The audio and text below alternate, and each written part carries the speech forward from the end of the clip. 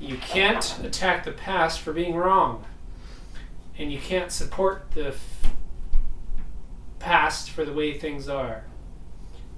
For being the way things are. Then add a future. No wonder everyone's a mess.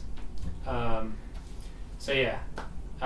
This note is the first part of this idea of like you can't attack the past for being wrong. I'm pretty sure those are the exact words David Hawkins uses too, which basically means like in the distant past we used to just be like, I want that thing. This person has it. Kill them. Take thing, and that was okay. Like right. You can't attack the past and be like history and all of the past and all the things that people have done and all that. It's terrible. Like they're all so wrong. Everything's so wrong. You can't really say that because at the time that is the way things were. It was a different world. Yeah, like even today, if you look at the way things are, there are so many things. Like we make an endless list of things that we'll look back on the way things are today and be like, that is so wrong. Whatever it is, like that's going to happen every 10 years, on and on. Like there's always some new thing to have an activist movement about, and there always will be. That is one side of it. To attack, you can't attack the past for being wrong. You can't say that the past is wrong and use it to justify or glorify or change anything about now. Like now is completely, entirely separate and different from the way things were. There is very little relation between the two. Yeah, and like aside from we are like connected and abide to it. And like the response you create now, or like what you're actually living now, does not depend on the past at all. Mm-hmm. Right? You have your decision, or your reality is new, or it can be new. It's completely independent of any other moment. Yeah. But it abides to the moments, which is a really complicated thing to wrap the head around. But yeah. The other side of it is you can't support the past into the present, like to support the way things are with anything from the past. Which is the same. Yeah, it's the same.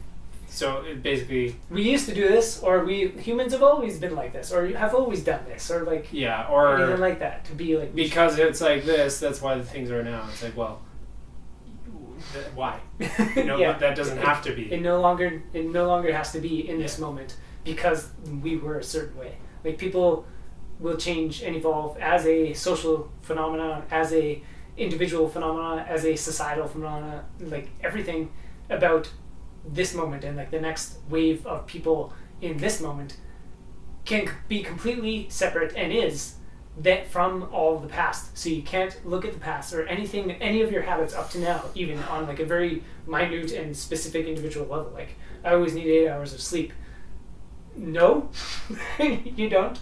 The past you maybe did, and that was fine for a time. You cannot support that idea in yourself today because that is the way things were yesterday.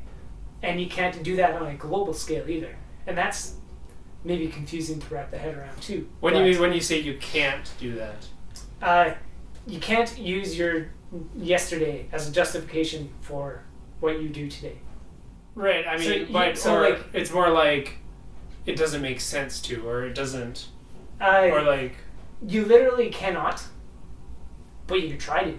Right. But you're basically just... Right, okay, yeah, you legitimately... You can't... Yeah.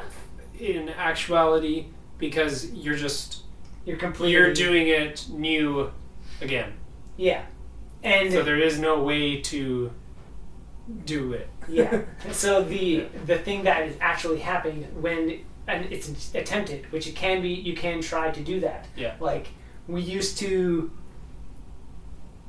I don't know what would be we used to hunt huge amounts of animal for food because it was a necessity, and it's like that's good.